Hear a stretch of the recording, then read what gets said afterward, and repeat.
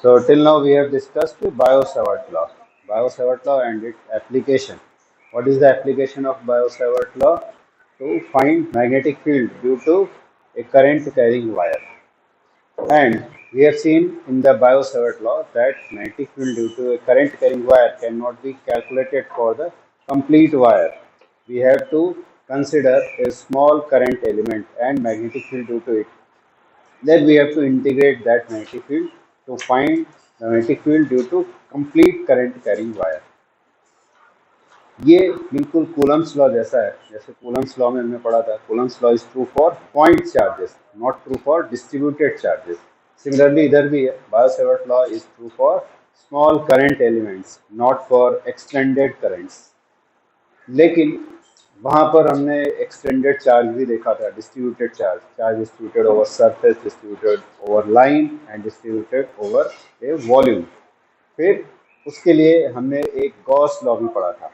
Gauss law हमारे पास distributed charges के लिए इलेक्ट्रिक फील्ड कैलकुलेट करने में हेल्प करता है. सारे केसेस में भले ही नहीं करता है, बट कुछ केसेस में तो करता है. सिमिलरली इधर भी हमारे पास इस प्रॉब्लम को सॉल्व करने के लिए एम्पियर सर्किटल लॉ है.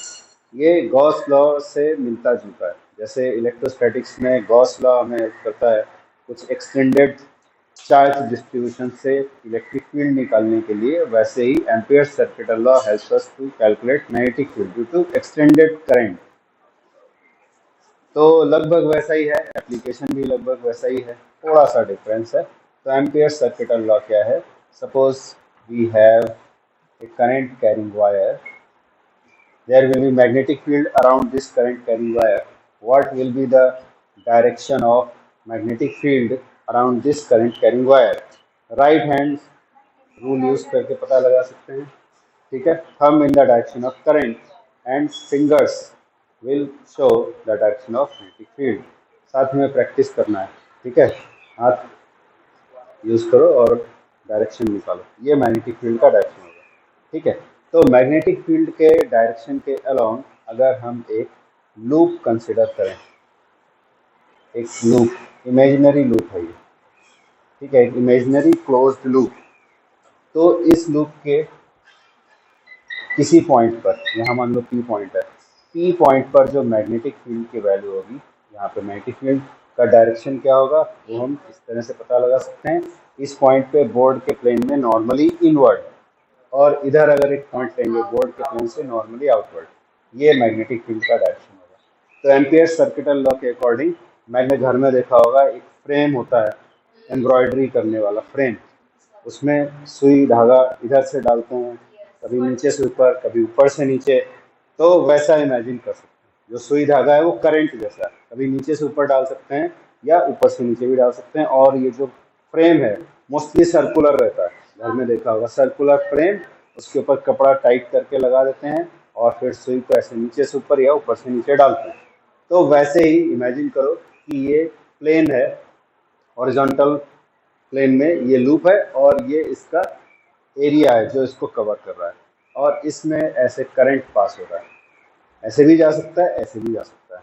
तो नेट करंट का यहाँ पे मतलब क्या है? Net current threading through the area of the closed loop.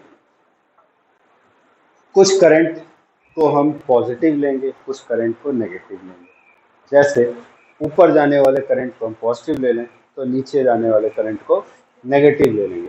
कौन से डायरेक्शन को पॉजिटिव लें, कौन से डायरेक्शन को नेगेटिव लें, ये वैसे तो आर्बिट्रेरी है, कोई भी डायरेक्शन ले सकते हैं जिससे हमारा कैलकुलेशन ईजी हो जाए. फॉर एग्जाम्पल, अभी यहाँ पे एक ही करंट दिखाया गया है. सपोज बहुत सारे करंट्स थे, तो ऊपर जाने वाले ज़्यादा थे, नीचे जाने वाले अगर कम थे, तो ऊपर जाने वालों को हम पॉजिटिव ले लेते हैं ताकि नेट करंट पॉजिटिव आ जाए लास्ट में. ठीक है, वैसे है आर्बिट्ररी, हम कोई भी ले सकते हैं. और दूसरी बात है कि मैग्नेटिक फील्ड का डायरेक्शन अगर हम गेस कर सकें पहले से, तो उसके अकॉर्डिंग भी करंट ले सकते हैं. जैसे हम यहाँ पे अगर गेस करें और टॉप व्यू देखें, मैग्नेटिक फील्ड अगर हमारा एंटी क्लॉकवाइज आ रहा है, तो हम एंटी क्लॉकवाइज डायरेक्शन में राइट हैंड के फिंगर्स को टर्न करें, देन थंब जिस डायरेक्शन में आ रहा है उस डायरेक्शन वाले करंट को हम पॉजिटिव ले लेंगे, और उसके अपोजिट वाले को ले लेंगे नेगेटिव. ठीक है, समझ में आ रहा है?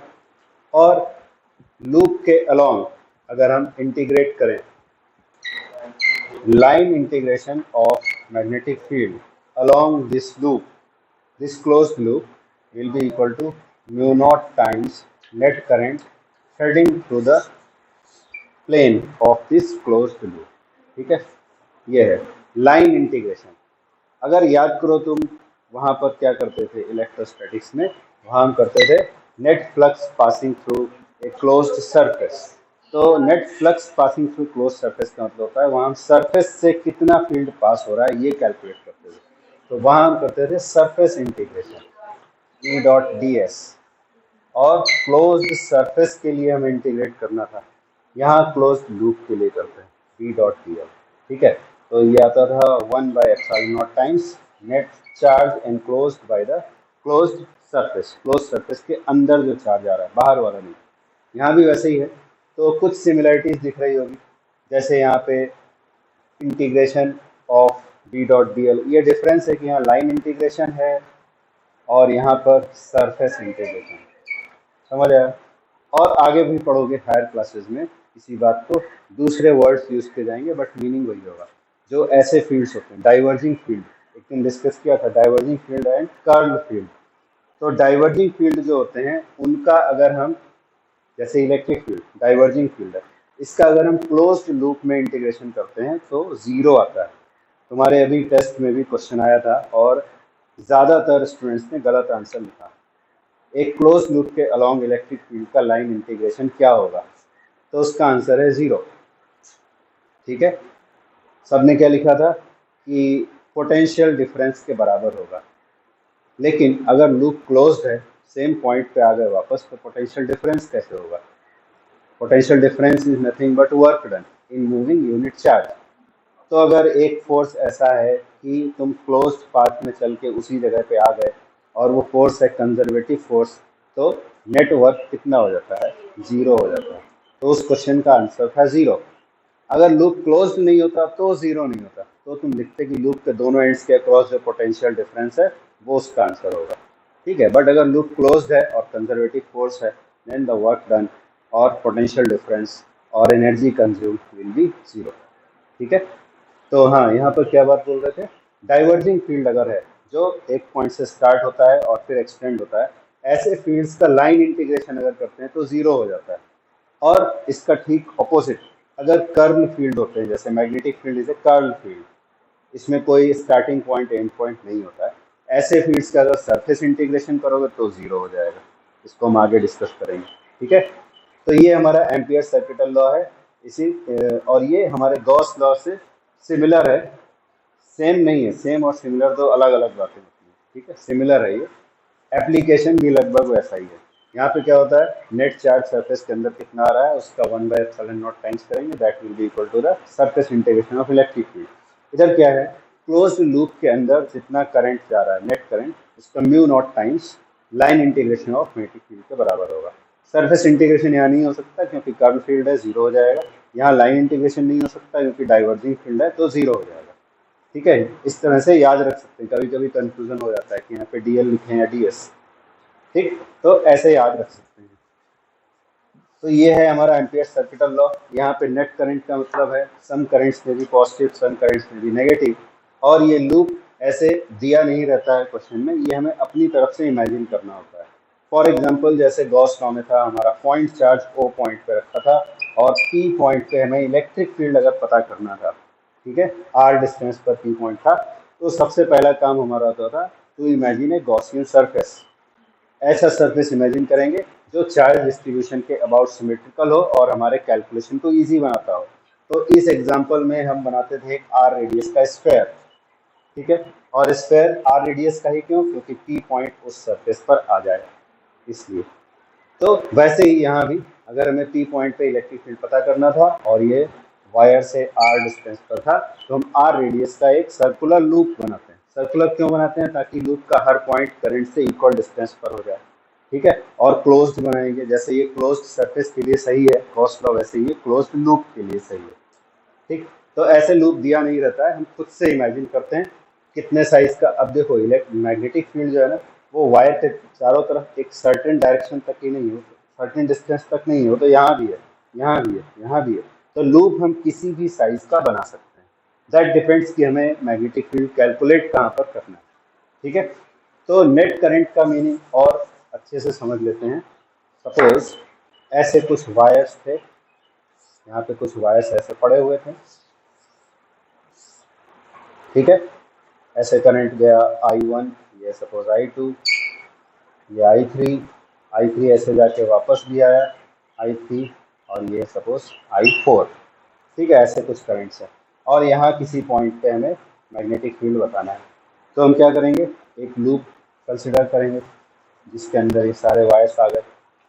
ठीक है, अब किसी एक डायरेक्शन को हम पॉजिटिव ले लेंगे। तो अगर इंटीग्रेशन हमें इस डायरेक्शन में करना है, यानी मैग्नेटिक फील्ड, देखो यहाँ पर भी एक इम्पॉर्टेंट बात है, जब बी डॉट डी एल करेंगे तो क्या आएगा, ये आएगा B D L cos theta.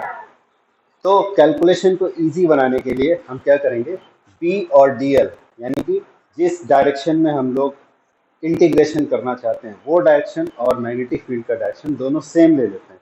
Same ले लेने से फ़ायदा क्या होता है, यहाँ पे कॉस 0 आ जाता है और ये हो जाता है 1, तो बी डॉट डी एल हो जाता है सिंपली बी डी एल। ठीक है, जैसे मैग्नेटिक फील्ड इस डायरेक्शन में है, सपोज मैग्नेटिक फील्ड इधर है और डी एल को अगर इधर ले लिया तुमने इसके अपोजिट डायरेक्शन में, तो अननेसेसरली यहाँ पर फाई आएगा, फिर माइनस आएगा, तो उससे कोई फ़ायदा नहीं है। ठीक है, हम पहले से गेस कर सकते हैं कि करंट, ज़्यादातर करंट अगर इधर है तो मैग्नेटिक फील्ड ऐसे होगा, तो हम इसी डायरेक्शन में डी एल को ऐड करेंगे। ठीक है, तो अननेसेसरी यहाँ पर हमें एक माइनस नहीं मिलेगा, बी डी एल हो जाएगा। अब देखो बी डी एल, बी और डी एल दोनों को हम अगर सेम डायरेक्शन में ले लेते हैं, तो इस डायरेक्शन में अगर बी लिया है तो कौन कौन से करंट पॉजिटिव होंगे और कौन से करंट नेगेटिव होंगे, ये यहाँ से पता चल जाता है। तो इस पॉइंट के लिए अगर हम लिखें line integration of B dot D L along this loop will be equal to mu naught times which current is to be taken as positive and which one to be taken as negative, इस diagram से पता चल जाता है। I1 I3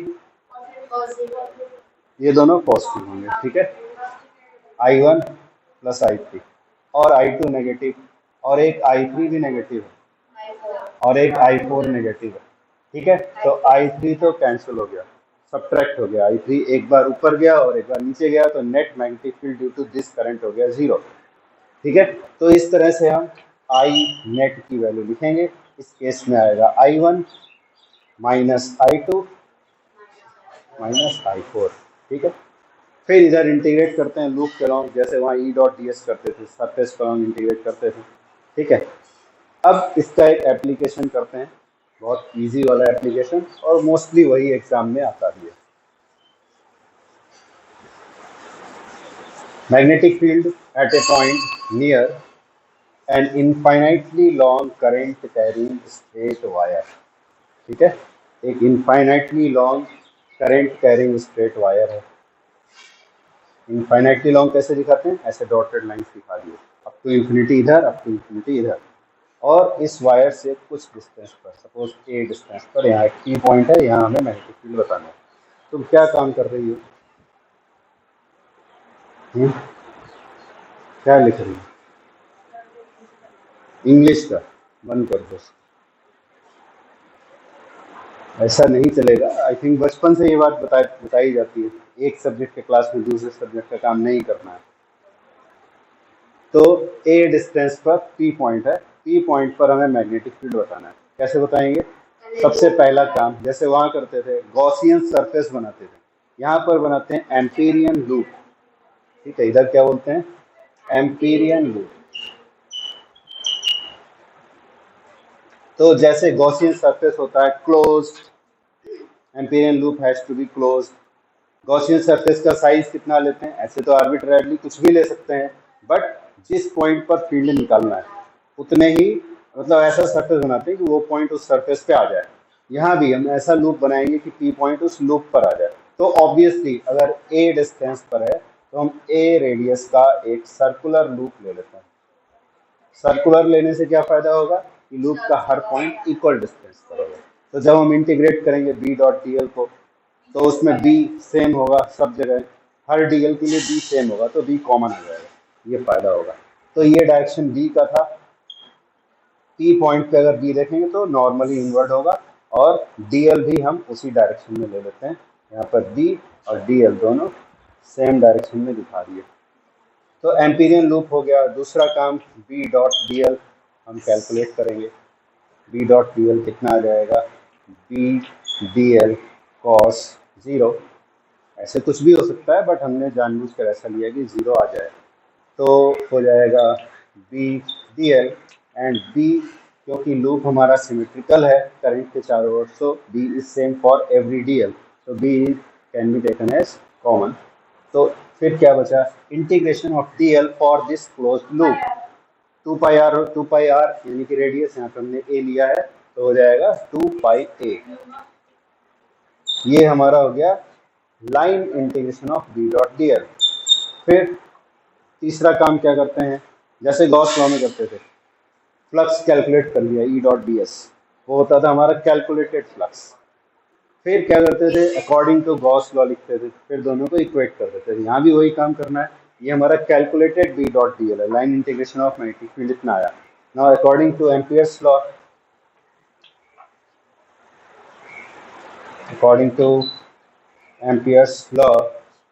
line integration of B dot DL has to be equal to mu naught I net।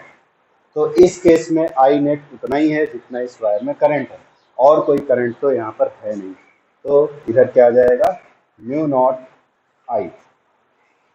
This is calculated line integral and this is according to Ampere's circuital law. So दोनों same loop के लिए हैं, यानी कि दोनों equal होने चाहिए। Therefore B into 2 pi A is equal to mu naught I, therefore B is equal to mu naught I by 2 pi A। ठीक है, ये आ गया magnetic field due to a straight current carrying infinitely long wire. समझ में आ गई बात यहाँ तक। याद रखना ज़रूरी है कि कौन से केस में क्या फार्मूला था। जैसे कल जो हमने पढ़ा था वो था करंट कैरिंग लूप का मैग्नेटिक फील्ड, उसमें और इसमें बहुत थोड़ा सा डिफरेंस है।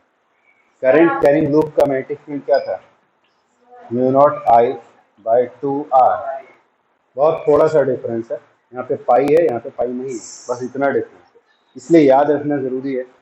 इसका जब न्यूमेरिकल आता है एग्जाम में तो बहुत इजी वाला ही आता है, इजी वाला ही न्यूमेरिकल आएगा, बट फार्मूला में गलती होने का पूरा चांस है, बिकॉज फार्मूला सब मिलते जुलते हैं, इनको अच्छे से याद रखना है। ठीक है।